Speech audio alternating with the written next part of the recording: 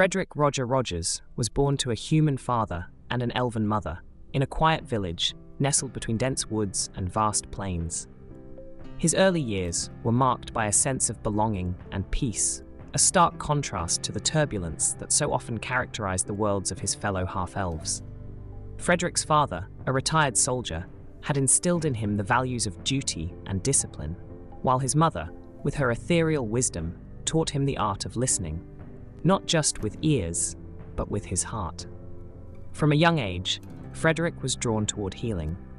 While other children played with wooden swords, he was often found concocting remedies for injured animals or shielding his friends from harm's way. His calling became apparent when he successfully nursed an injured falcon back to health. It wasn't long before his talents were realized beyond the village, and he was recruited into the army as a healer. Despite the inherent violence of military life, Frederick found a way to reconcile his role, providing crucial medical aid while nurturing bonds among his comrades. But as the drums of war sounded louder, Frederick's heart grew heavier.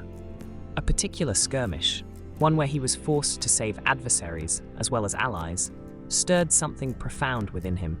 He realized that peace was his true domain, and that his power lay in not just healing wounds, but in mending the divides that caused them.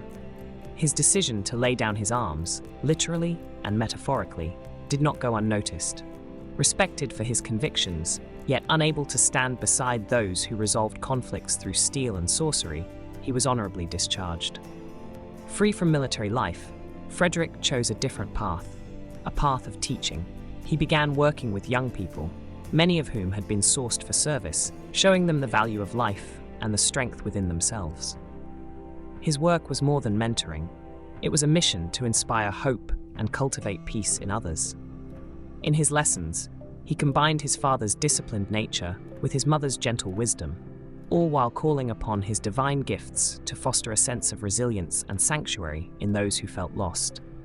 Now Frederick travels, sometimes alone, sometimes with fellow peacekeepers, offering shelter and guidance wherever conflict rears its head, a beacon for those who seek solace in a tumultuous world.